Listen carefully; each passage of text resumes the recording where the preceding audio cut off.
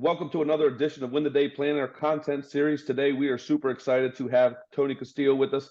Tony is the owner and founder of Nutrition for Performance in South Florida.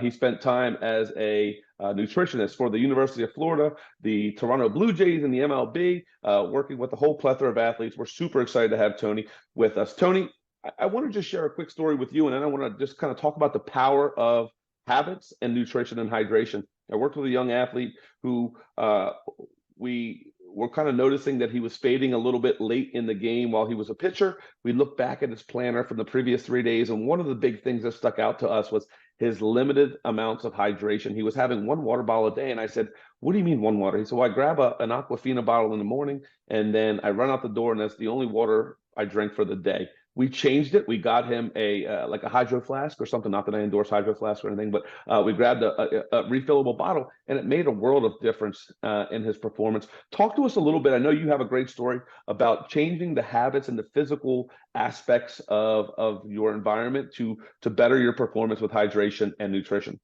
Absolutely. So, Dan, thanks again for having me on. I do appreciate it. Now, talking about this, when I was working with the Toronto Blue Jays, I was lucky enough to go down to the Dominican Republic because, as we know in baseball, Dominicans are pretty well known to be good baseball players. And both my parents are from the Dominican Republic, so I knew the background. So, I went down there. There was a 16-year-old baseball player that had just signed. They were trying to move him up in the ranks.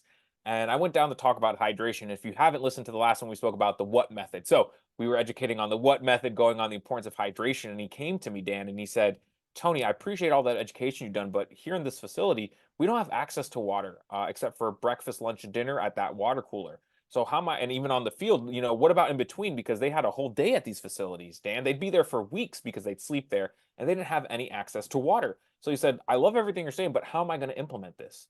So sometimes when it comes to implementing things, we have to think about what can we control and what can we not control. So being that I'm a dietitian, I don't only educate on that nutritional factor, but I also educate and help get things in the right places. So it was that physical component that they didn't have access to. So I went and I spoke to the facility, said, "Hey, how do we get these water bottles or these 5-gallon jugs of water that you flip over so they could fill their water bottles with them?" Because they had water bottles, but they just couldn't fill them. So we put them in different locations at the facility. So that way they were able to get them before going to bed, when they wake up, when they were in between practice, when they were in between sessions, because some of them were learning English, right? And they did this for 3 months because I did that education. We were able to set it up right before I left. And I came back 3 months later. Now, mind you, this same player didn't have the same access to education as we have here in the United States. He's someone that couldn't even write in his own language rice and beans on a whiteboard when I was asking for different activities for different foods that they love. So 3 months pass. I come back and I remember who it was, but he came up to me. He's like, "Tony, I want to thank you so much." And I was like, "Why? What happened?" He's like, "Because you actually listened to what my challenge was and helped create a path of success.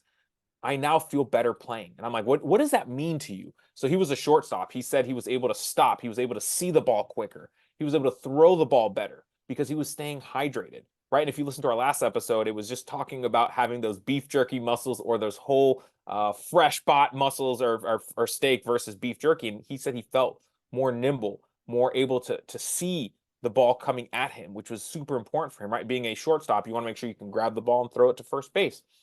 So because we changed one small thing in that facility, it helped him perform better.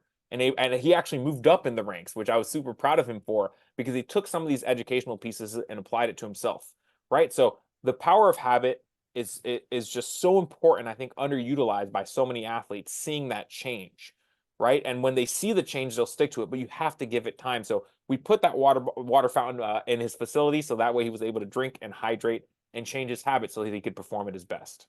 Oh, I love it, Tony. Guys, listen to this. You have to change the physicalness of your habit as well. I know we're going to film another video at some point, Yeah. but people that say I don't have time to eat in between games or I don't have time to fuel my body appropriately, you have to change the habit. Everybody has room for a peanut butter and jelly sandwich in their bag.